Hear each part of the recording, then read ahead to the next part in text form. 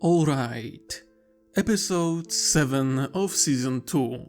3 positions to go through today. And then just one last episode. I couldn't get my head around finishing this project, and now I'm trying to do it in one hop. How silly. But on the other hand, I do have a bit more time on my hands now than I had before. So it should be fine.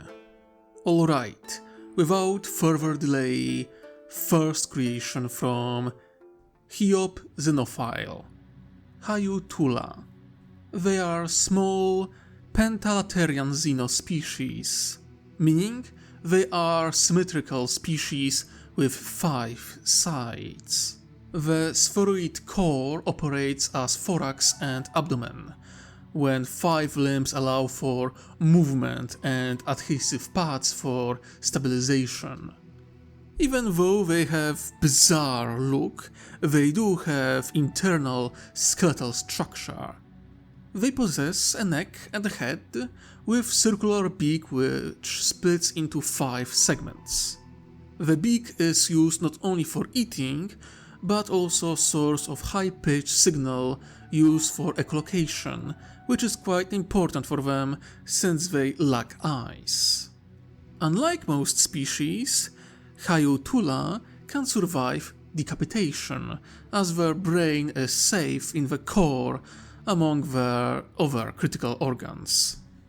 Their homeworld, Hayu'tu, doesn't belong to most pleasant ones, as it's close to its star, and its northern axis points directly at the star, leaving northern hemisphere in permanent day, while southern side is endless moonless night.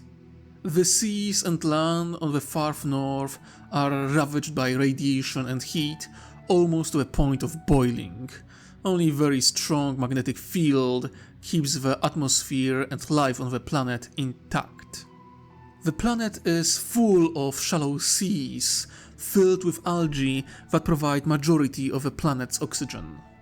Hayu'tu'la are a matriarchal society that live and hunt in small groups of 20 to 30 individuals.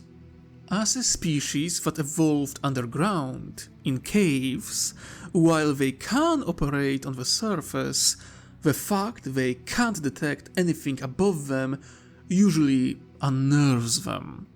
The surface was even dubbed the Infinite Cavern, and the feeling of sun rays on skin prove that there are ghosts in the said cavern.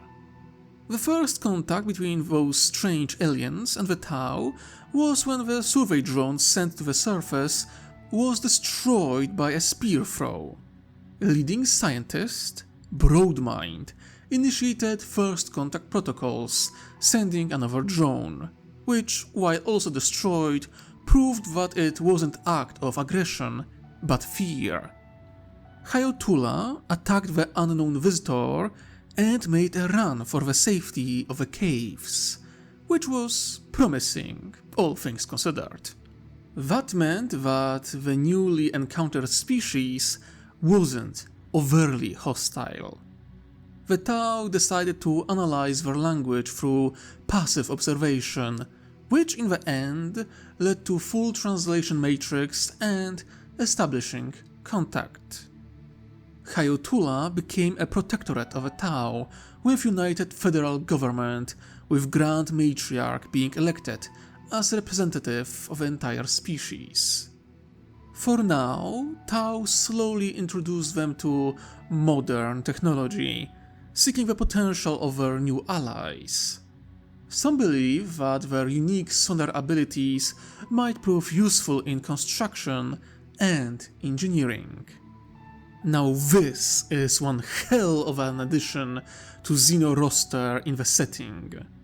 A species that is truly alien, not only in body structure, but also how they perceive world. I adore creative creations like this one. Alright, next homebrew from Piffy Pangolin. Duximi. They are another xenospecies, aquatic invertebrates with long translucent bodies with sophisticated nervous system that pulses with such intensity it can be seen through their body. They produce incredible amount of natural electricity, with which they can power their own technology.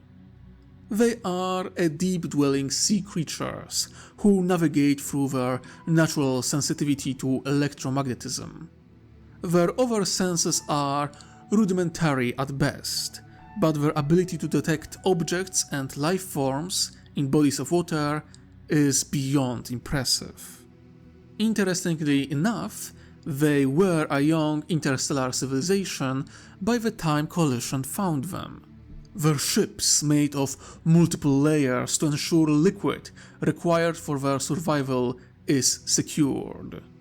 They never achieved faster than light travel, but luckily for them, they evolved in a region of tight gathering of stars, which allowed for limited colonization to few worlds, and extensive asteroid mining. Despite the great distances between worlds and lack of FTL technology, they operate at impressive level of cohesion and efficiency. For all that, they aren't expansionist, as they prefer to be efficient with resources they have, rather than chase after resources that they might reach. The same way they aren't hostile, as long as their territories aren't threatened, which allowed for peaceful first contact between the Tau and Duximi. Because of small region of space they occupy, they were overlooked by majority of neighbors with only limited contact with other species. Their civilization was forced to become vassal of the Tau Empire, refusing to join the coalition willingly despite the offers of advanced technology and protection. A short conflict ended in capitulation of the government to the Tau Empire, when they realized how minuscule and powerless they really were in the face of Tau military and their allies. Since then, Duximi were directed into mining operations. Their efficiency was greatly appreciated by the Earth caste, under whom they usually work. There is talk that some Duximi broke away from control of the Tau and tried their luck in piracy. However, those reports are, as of now, unconfirmed. Another amazing addition to the Xeno roster. Unique and interesting alien civilization that could be greatly explored, especially since they are one of the few fully aquatic species in the setting. Now, creation from the old friend of the channel, Nikos, the Colossus of Verdant. They are artificially created uphumans. The one responsible is Zenarite Monroe of Adeptus Mechanicus, serving in Inquisitor's Alphonse, retinue of Ordo Xenos. Under the orders of the Inquisitor, he created a new strain of uphumans that were to be soldiers of the Imperium. A variant created by mixing genes of Ogryn and an obscure uphuman race known as the Trough. The main goal was to create bigger, stronger, tougher and more intelligent version of Ogryn. A rebirth of mythical giants of old Terra. A new form of shock troops that could be enlisted into the Imperial Guard and hold the line against even Chaos Astartes. However, outside the genes of Ogryn and Trough, DNA of trees of Verdant were used in genetic experiments in order to give the new species ability to feed on sunlight, taking inspiration from the orcs and presence of algae that gives them their green coloration. A growing number of Inquisitors saw this project as heretical, in no small part that the trees of Verdant were theorized to be a sapient form of Xenos life. Thankfully, Inquisitor Alphonse managed to pull some strings and relocate the entire project to the eastern fringe, far from the prying eyes. But even though he escaped the notice of the Imperial authorities, his operation was spotted by an alliance of pirates and corsairs, who raided the facility and killed every member of the staff, including Inquisitor and Zenorite Monroe. As the pirates were pillaging the Inquisitorial base, they discovered 5,000 giants floating inside vat tanks. They knew this was heresy and that no sane Imperial would buy them. However, there was a certain alien species that was in the process of wiping them out, that might be convinced to accept this gift in exchange of letting them relocate without being wiped out.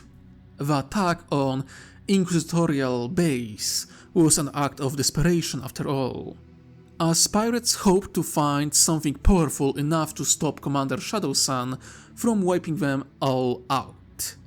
Instead, they found bizarre giants they had no idea if they could control or direct, but they could use them to convince the Tau to leave them alone. Luck would have it, the Coalition was ready to take that deal. Colossus of Verdant were given to the Coalition, and pirates were given a chance to pack their stuff and relocate further away from Coalition borders. As it turned out, the giants were more or less what Monroe hoped them to be. 20 feet tall, incredible strength and endurance, ability to absorb nutrients through the ground and energy from the sun. They were a force to be reckoned with. Or they would be if not for some of their psychological quirks. Ogryn DNA was more prevalent than Imperials hoped.